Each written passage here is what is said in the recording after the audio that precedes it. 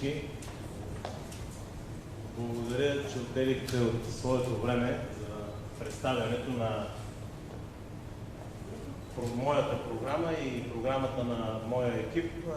Ще ви представя 4-годишна програма за изпълнение и още в началото подчертавам 4 годишна.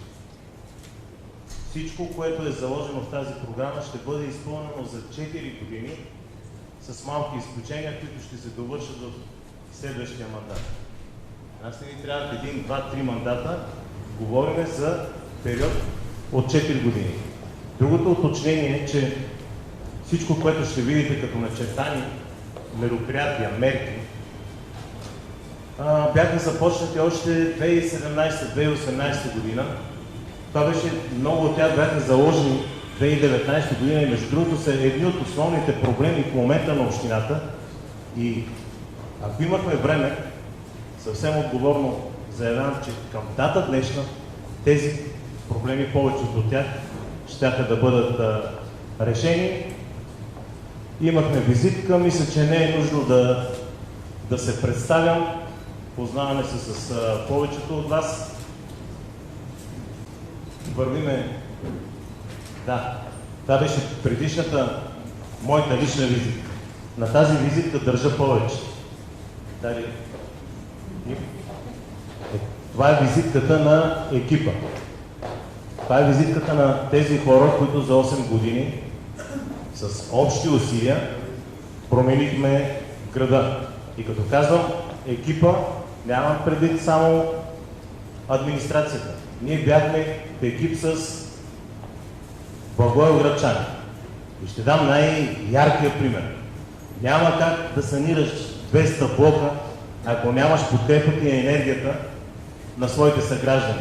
Спомняте си, че тогава с общи усилия, дето се казва, и администрацията не спеше, и хората не спяха, за да може да подготвим договорите, за да стигнем ето до тези картини. Над 85% санирахме от града. Повече няма да говоря за какво е било. Значи, вървиме напред и говориме какво ще правим от тук насетне, защото проблемите са много. Много и то много сериозно. Ще си позволя само едно леко отклонение, защото доста се представят като независими кандидати. Аз искам да благодаря на всичките тези над 4500 човека, които с подписа си подкрепиха моята кандидатура. И твърдя, че аз наистина съм независим кандидат. Защото в последно време в независим се вкарва едно друго съдържание. Няма как да си независим, когато търсиш или ти дават подкрепа от партия. Так категорично трябва да го кажа. Това означава ангажимент. И не го казвам с лошо. Но в един момент ти трябва да изпълняваш ангажименти или поети такива от тебе или към тебе.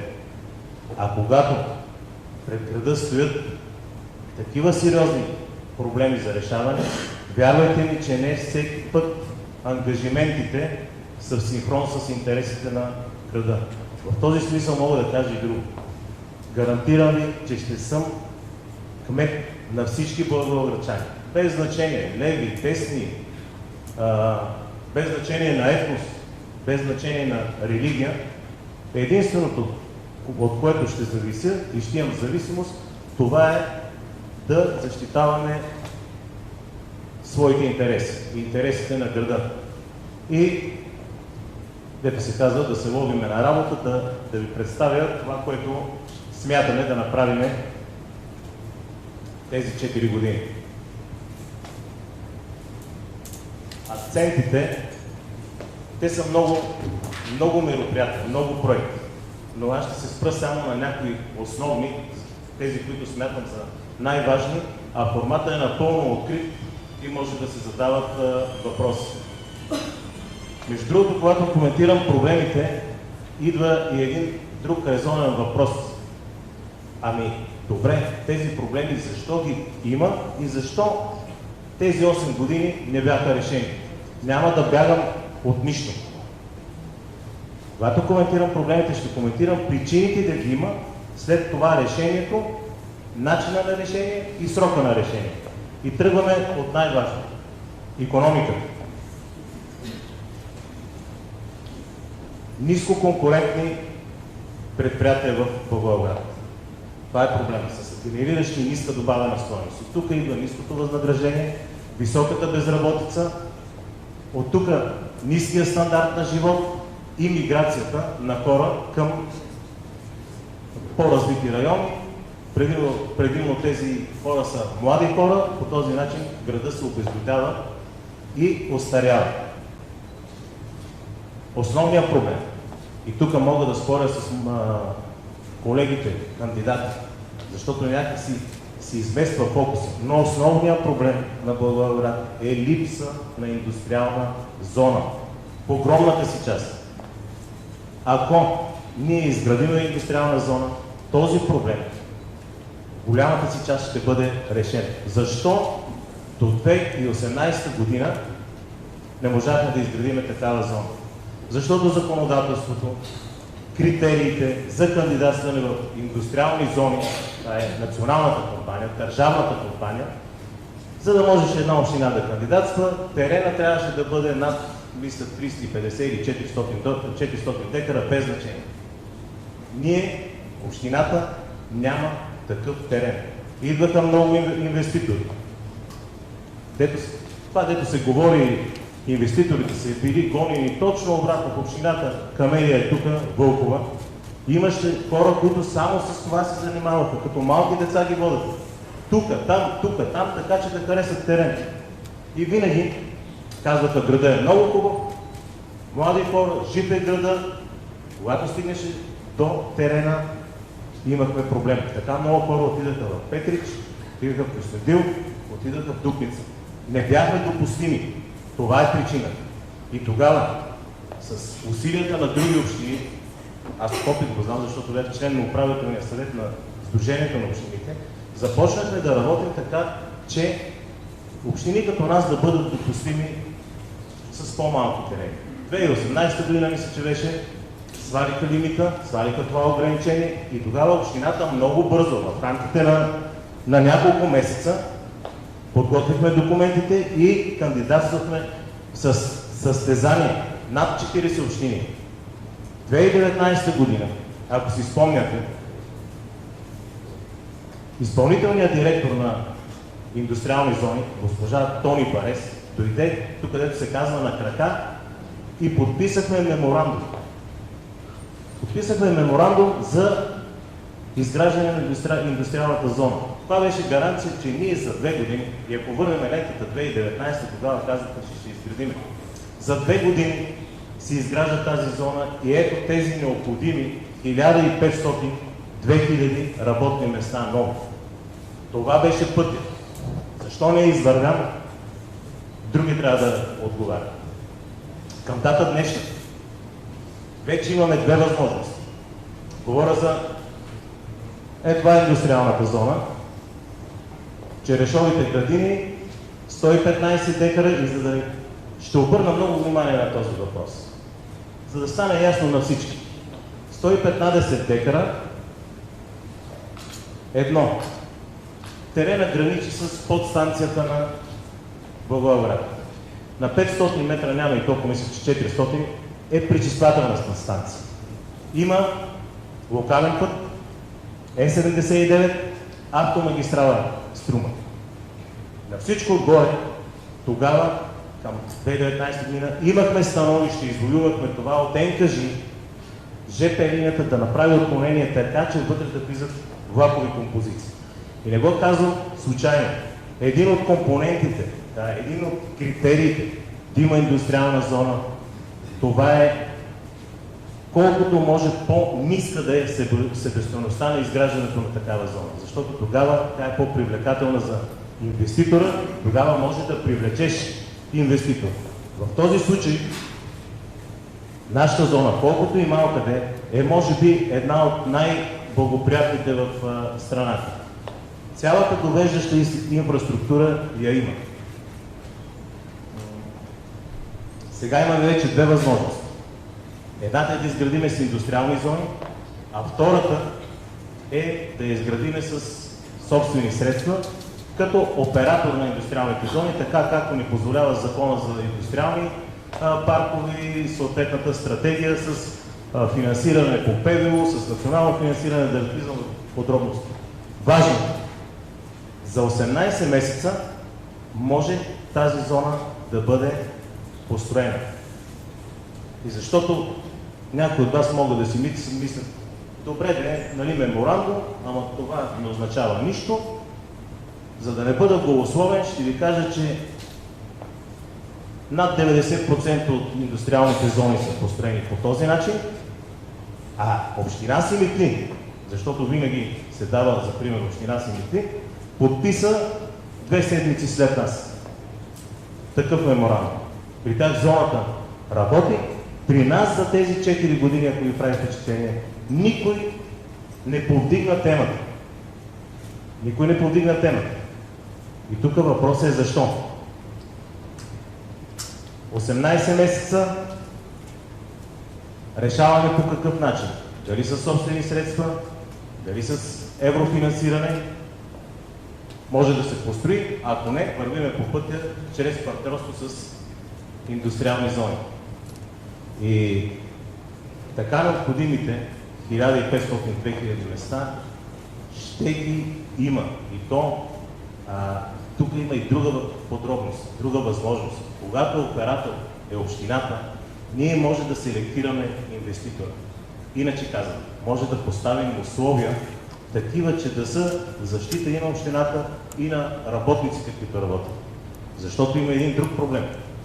Много от инвеститорите идват, но не всеки инвеститор, как да кажа, е добър. Работите заплати в едни случаи, аз съм имал такива случаи, и питам, добре, колко е заплата? 800 лева или 900 лева. Да, в страните, от които идвате, заплатата е 3000 евро. Примерно. Значи ние може да имаме възможност това нещо, когато ние сме собственици, оператори, да го поставяме като условие. По някакъв механизъм. И искам да влизам в задочен спор, но все пак трябва да направим едно сравнение. Един сравнителен анализ на това, което предлагат другите. Индустриалната зона, която се прие 316 декара. По никакъв начин не казвам, че е лошо решение. Аз никога няма да се конфронтирам. Да, такова е виждането на сегашното ръководство. 316 декара, само че тази зона за по-малко от 6-7 години няма как да стане. И има обективни причини. Първо, смесена собственост. Тук сме 100% общинска собственост. Има частна, има общинска. Това задължително означава съдебни спорове. Нали, ще мине през съда. Забавяне. Друго, няма довеждаща инфраструктура. Ако знаете къде е терена, то е с огромна денивелация.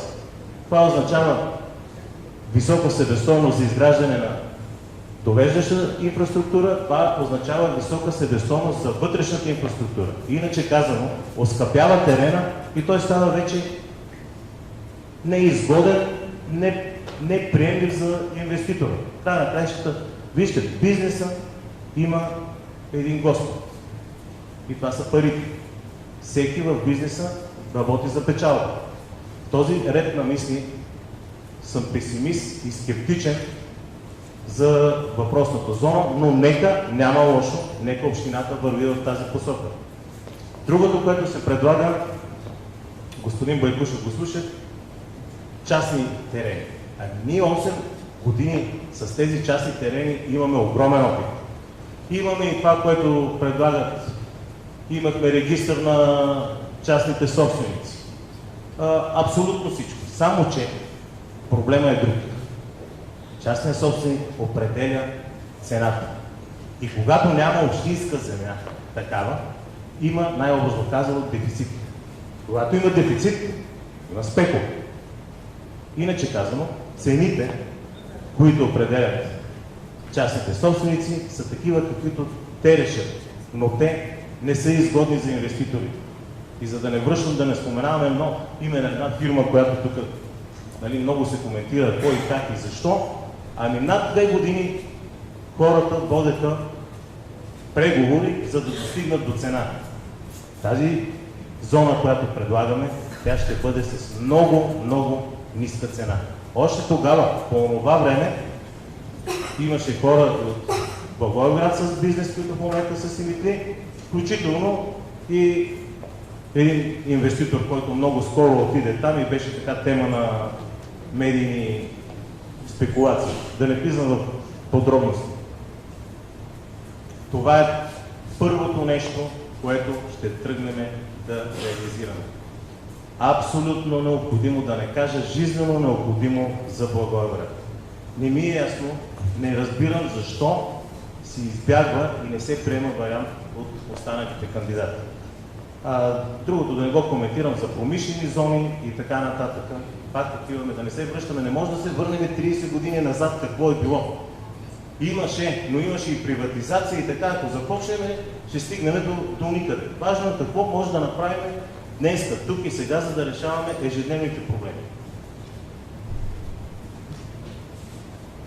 Тази индустриална зона, между другото, може след това да се разшири и с пътя към изглед, който да се изгради, да се разшири така, че да стигне до необходимите като декари, като територия, колкото е нужно.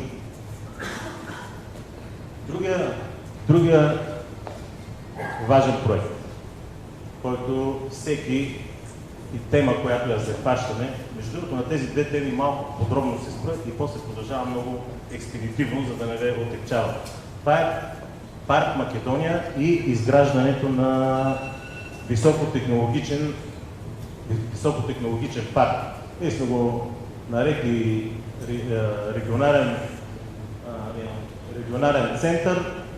Сега дали ще е хай-тех парк, дали ще е високотехнологичен парк, въпросът е тук да се привлечат производства, които генерират висока добавена стойност. Само че в момента това, което се предлага, има един много сериозен проблем.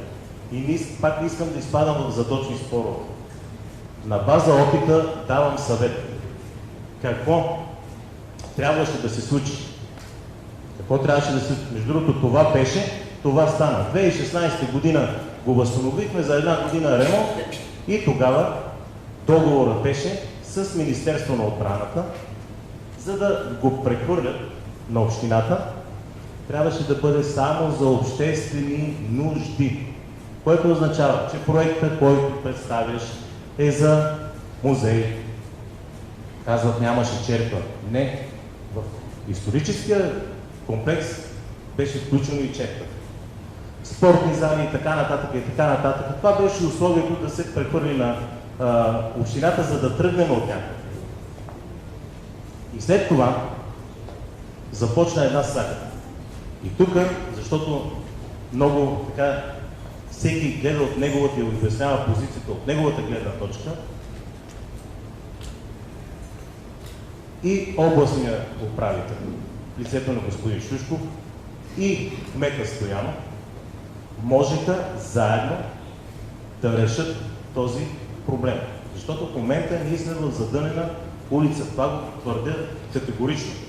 Между другото, имаха 3 такива ситуации, които можеха да покажат как държава и община могат да решат проблем. Едното беше свлачището на Бачиново до никъде, другото беше моста на Покровник до никъде. В този случай е същото. В момента вървиме към съд. Защо? Питам защо. 6 години и половина ние работихме с над 6 правителства. А не само на ГЕРБ, за да кажа, че сме имали комфорта на ГЕРБ. И на Орешарски, и служебни на президента Плевнелиев, и служебно на президента Радев. Работихме така, че да се случи възстановяването. Какъв беше проблемът? Държава и община, вместо да влизат в конфронтация, има си ред, по който да стане. И защото в момента се казва, да, ние имаме акт за общинска собственост, имаме строително разрешение, ще влезем в съда и там ще го решиме, ще ви кажа какво ще се случи, като влезем в съда. Общината ще изгуби. делото. Защо? Защото редът е друг. Защото това са го правили много общини. Защо не вземем и почерпим опита от другите? Може да направите справка. И за да не гледаме много далече, погледнете в община Симитли. И вече община Симитли я даваме за пример. Редът е за да промениш статута от да се води терен, който е само за обществени нужди, връща се на Министерство на отбраната, оттам минава през Министерство на икономиката, Министерство на финансите и ако искаш да градиш някакъв парк, който да го дадеш на инвеститорите, тогава през индустриални зони националната компания това нещо се реализира. В момента твърдя, че няма инвеститор, който да дойде да построи нещо, което струва примерно за 20-30 милиона евро, при положение, че ти нямаш сигурност върху собствеността. Ето това първо трябва да го решиме и след това да вървиме напред за въпросния високотехнологичен парк. Да, това е бъдещето, да, това трябва да направим, но по начина, по който преди малко обясних, за да бъдем сигурни. И се връщам на първото. Държава и община, ръка за ръка. Ние сме били модел за това нещо. Държавата не е мащика. Сядат, разбират се, дето се казва не конфронтация областен кмет, ами ръка за ръка отиват в Министерството, премиер ако трябва и нещата се случват. Другото, което много бързо в общината трябва да и много стегнато да почне да се работи, това е по работата по усвояване на евросредства. В момента административният капацитет в този сектор е под всякаква критика, а ние не сме на прага на програмен период. Ние вече затваряме периоди, затваряме срокове, на дедлайн сме, дето се казва. Но тук няма да влизам в подробности. Отивам на друг проблем. Старая се да ги степенувам по важност. Инфраструктурата. И тук много бързо. Уличната инфраструктура. В момента това, което е с пътните настилки в Благоевград, мисля, че всички минавате, виждате за какво се случва. Изкърпване на уличната настилка за 7 дни. Значи в книжките пише за 3 дни. Тези, които са ги отпечатвали, са толкова, дето се казва назор, че са решили малко да съкратят сроковете, за 7 дни вършиме работа. След това поетапно пълна рехабилитация, тротуари, асфалтова настилка. И минаваме към организация на движението. 2 кръгови. Това е моя рисунка. 2 кръгови кръстовища на входа при юзото на Димитър Солунски и на входа към квартал Струмско. И за двете кръстовища има изготвени идейни проекти. Не знам дали за единия няма работен проект. Решаване на транспортния достъп към квартал Грамада. Не е истина, да не кажа по-тежка дума, че подлеза не можеше да бъде изграден. При положение, че имаме строително разрешение. Ние имаме подписан договор с изпълнителя, който е одобрен от оперативната програма. 3 милиона се даваха безвъзмездно. До сега грамаждани нямаше да помнят, че имало бариера. А сега какво правим? Купуваме високотехнологични автобуси, които ще стоят на бариерата. Някакси трябва нещата да се правят едно след едно. Казвам подлеза, приемам и другото решение с надлез. Въпросът е, че това нещо е крайно време да бъде решено. Проблемите с паркирането. Всеки от нас, предполагам, сега като идваше, вижда каква е ситуацията с паркирането. 4 подземни и надземни паркинги. Единия в района на Пазара, там между другото, под този новооткрития пазар беше идеята да се направи подземен паркинг с всичките други неща над него. Защо не се направи е друг въпрос. Има възможност все пак да се направи един паркинг, може би около 200-250 места. Разширение подземен и надземен правила на кончето, в момента където са репатрираните автомобили. Паркинг срещу площада до трезора, съществуващия, само че на няколко нива. И паркинг пред ПУЛС, болницата. Това решава до голяма степен проблема с паркирането. Тук забравих, че една от идеите е разширяване на Славянска до митрополит Димитър Резли, така че да отпуши трафика и от тази страна. И разбира се, да се изготви един генерален план за организацията на движението, който да урегулира всичките тези и да реши всичките тези проблеми. В инфраструктурата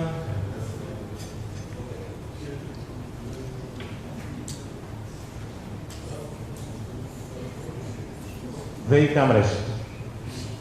ВиК мрежата, централна градска част, това беше заложено още 2019 година. Ние имаме работни проекти за 11 улици. От тях мисля, че по 6 са работени, 4 частично, 2 горе-долу цяли, но този проблем трябва да бъде решен генерално и тук финансирането трябва да се търси от държавата, така както между другото го бяхме направили и много общини получиха държавно финансиране, но при нас мисля, че държавата е още по-голям длъжник. Какво имам предвид?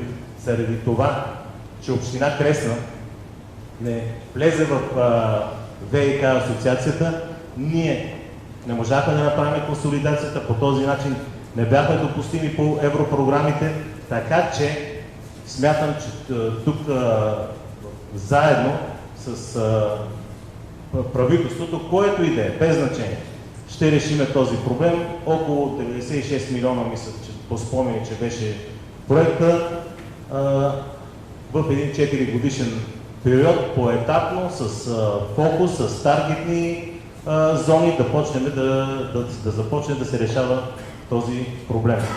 Саниране. Продължаваме санирането. Сега, тук ще направя един коментар, който може би няма да се хареса на много и така може да съм и лошият естоносец, но това, което се коментираше, че Благоевград има заделени 50 милиона за саниране, не е така. Лимита е 50 милиона, което са две съвсем различни неща. Иначе казано, така както беше и преди санирането, всичко е на състезателен принцип. Значи ти се състезаваш, за да спечелиш санирането. 50 милиона ти е лимита, но може и 0 да усвоиш. И тук идва въпроса за това доколко качествено е обследването. Това е първото. И второто. Примерно тези по спомени, мисля, че бяха 80 проекта. Те няма как всички да спечелят. И какво се случва с средствата, които хората са дали за обследване.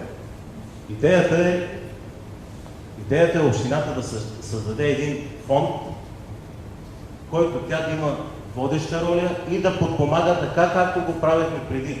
Да подпомага хората при обследване, при кандидатстване, дори нещо повече. Аз съм сигурен, че във времето ще намерим механизъм дали през фонда, през плана за възстановяване на устойчивост, дали през някой друг финансов инструмент, така че общината тези средства да ги възвръща и един вид обикновените хора да не плащат обследването. Ще видим, до 2-3 месеца ще излезе класирането, дано съм лош пророк.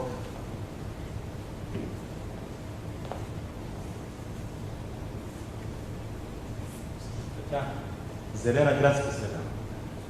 Всички паркове трябва да бъдат рехабилитирани. Изграждането на нов парк в квартал Освобождение на улица Дойран. Имаше 2300 квадрата, които бяха. Това го имахме като проект. Изграждане на нова детска градина. Мисля, че беше на улица Роден край. Не, парка беше 6 декара, а терена за детската градина беше 2300 декара. Изграждането на зелен пояс, първия ландшафтен проект, някъде тук го има, да. Това е на входа на Благоевград от южното, другото е към Струмско. Единият е 5400 квадрата, другия е 26857. Август 2019 беше заложено в програмата да се направи. Продължаваме с проектите, зелените проекти, които в момента може да се финансират по европроекти, около 2 милиона, и има един 21 милиона, защото планът е чистотата на въздуха, 21 милиона, които са директен бенефициент е Благоевград за монтиране на филтри, улавящи ПП4.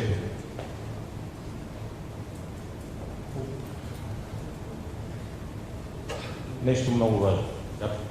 Подсказвам се. Изграждане на приют за безстопанствени животни. Ние станахме нарицателно в България. Няма как, недопустимо е в момента в Благоевград един от главните проблеми, които коментираме, да са състоянието на улиците и проблема с бездомните кучета, безстопанствените. Само за 6 месеца този проблем може да се реши и да се изгради модерен, съвременен приют, отговарящ на всички изисквания, в непрекъснат диалог с всички заинтересовани, така че да няма сърдити, дето се казва, а и друго, да се даде възможност и общината да помага на тези, които желаят да изградат частни приюти, разбира се, пак отговарящи на всички изисквания. Социална и демографска политика. Разширяване на всички социални услуги. Тук патронаж, задължително осигуряване на всички нуждаещи се от личен асистент. Всеки, който се е добрал до този проблем, знае за какво става въпрос. Ремонт на съществуващия старчески дом и изграждане на нов такъв в сградата на бившото майчин дом.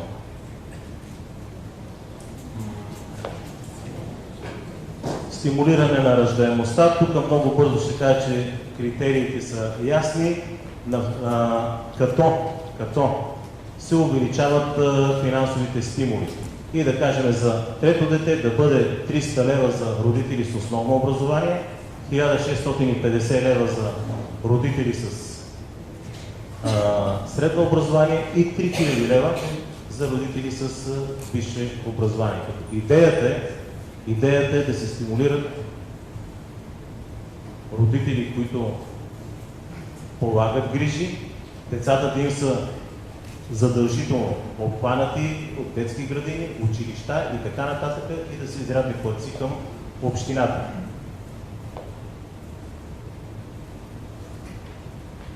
Образованието, няколко неща. Всички училища да минат на едносменен режим. Това, което го бяхме решили в огромна степен. 2019 година имахме много ясна програма и визия, имаше проекта, готовност, имаше проекти как да се решат, включително и проблема с езиковата и математическата гимназия. Значи, тези 4 години този проблем трябва да бъде решен. Оптимизация на районирането и електронен прием на децата първи клас. Тук ще хвана и темата за дуално обучение, защото така служите колегите много модерно и с право, между другото, защото като говорим за бизнес, бизнесът не търси само терен. На него му трябва и работна ръка. Тази работна ръка трябва да е образована, тя трябва да отговаря на нуждите на бизнеса. Затова трябва да се насочим към програми, между другото, които ги има от 2015 и 2016 година. Мисля, че МОН има програма за развитие на IT специалистите. Както казваше един от тези предприемачи в IT сектора, ние трябва да търсим и да хванем децата от малко. В студент вече е късно. Така че фокуса към дуалното, професионалното обучение, да, програми специални, професионално обучение, което гарантира заетост и конкурентна способност, да е съобразено с нуждите на бизнеса.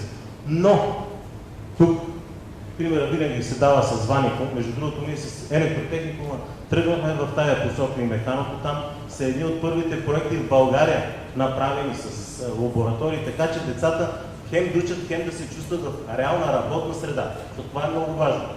Това е много важно, да свикнем. Но едно нещо пропускат колеги. Има законодателни пречки, така да го кажа, които трябва да бъдат решени. Когато има дуално обучение, работодателя трябва да плаща 80% от минималната работна заплата. Тези неща трябва да се оптимизират, да се синхронизират и тогава вече и бизнес, и образование, и община ще върват в една посока, когато интересът е общ. Детска градина казах и за училищата, защото като имаме представители учители, училищата, подобряване на материалната база, няма да влизам подробности. Това сме го правили и винаги продължаваме да го правим. Пълен съпорт на училищните ръководства.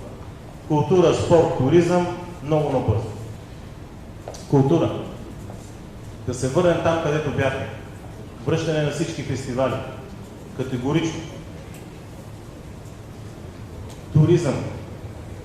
Квартала, развитие на зоната, но не просто да хвърляме едни обещания, а квартала такъв, какъвто трябва да бъде. Ако се върнете в годините назад, узаконихме първо сградите в Бодрост, след това имаше едни процедури за продажба на парцели, така че тази местност да се развива планомерно. И много важно, ангажимент на общината, за да може и инвеститорите да имат интереси, действително да инвестират средства, е пътя до Бодрост да бъде рехабилитиран и да бъде в състояние такова, каквото би трябвало да е. В спорта, изграждане на проекта Спортен Благоевград, това е в местността Ягоденица, до Струма, от страната на метро, магистралата. Около 42-3 декара по спомени беше. Стадион, лекоатлетическа писта, защото такава няма и е проблем за клубовете. Тенис кортове, баскетболни игри, ще възстановителен център. И отивам на една тема, която няма как да не я зачекна. Пирин в момента общински, в Пирин с професионално ръководство, менеджери, солиден спонсор, който има съпорта на общината и ангажиментите на общината, такива, каквито са били винаги. В инфраструктурата. Изграждане на терени, козирка, осветление, това е нещо, което може да го направим. Между другото, не знам дали тук има родители, това, което се случва в момента в Рилци на терените е безобразие. Ти да сменяш настилката с изкуствена настилка, при положение, че в страните, които сочим вече план въобще, това след 2-3 години децата с глезени колена, но това е друга тема. Значи пилим в тази посока. Няма да избягам и от темата за селата, защото тук виждах, имаше и кандидат в кметове. Селата, вече не селата, а новите квартали на Благоевград. Благоевград няма села. Селата са по-хубави от кварталите. Много млади хора се насочват към да живеят там и то е обяснимо. Има къде да се гледат децата, спокойно е. В този ред на мисли ние трябва да много ясно и много бързо да реагираме и селата да ги пригодиме така, че да отговарят на изискванията на тези млади хора. Това означава улична инфраструктура, това означава ВиК, това означава детски площадки. Дай Боже, ако някъде се разраснат достатъчно и детски градини, и училища. Това е перспективата на... И разбира се, в непрекъснат диалог с кметските наместници. Това, което е проблем на повечето от селата, прочистване на терета и така нататък, само че няма да влизам в тези вече малко приковизми, ще направим друго. Не просто един бюджет на селото, а това, което е необходимо като мерки, защитават се една програма и се финансира така, че те да решат кой, как и къде да се насочат средства. И последва администрацията, оптимизация на администрацията. Категорично, задължително. Като казвам оптимизация, нямам предвид да си уволнят хора. Просто трябва да се види кой, какво може, на каква позиция и другото. Задължително повишаване на административния капацитет. Задължително. Разбира се, разширяване обхвата на електронните услуги и прозрачност при решенията. Тук няма да избягаме от темата корупция, защото в годините се хвърляха много твърдения и много лъжи. Всичко беше проверено. Видя се, че общината в онези години, защото има констатации на АДФИ и всички органи, е работила абсолютно професионално, спазвайки всички правила и закони.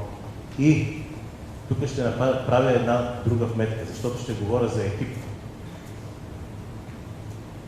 Аз идвам с готов екип, който всички вие познавате, екип, който в годините е доказал, че може да работи. И тъй като винаги имало от тези, които са опозиция, твърдения и така нататък, аз ще предложа нещо по-различно, което между другото съм го правил, но никой не е, просто не се знаеше, не съм давал гласност. Ще създам сектор правно-административно обслужване с заместник-кмет. И ще поканя, примерно, използвам случая, господин Байкушев да стане заместник-кмет, за да се гарантира и да спреме всякакви обвинения. Така че това мислиме да направим следващите 4 години, разбира се, с подкрепата на всички вас, благоевградчани. Ако имате въпроси, форматът е напълно открит, така че съм на ваше разположение.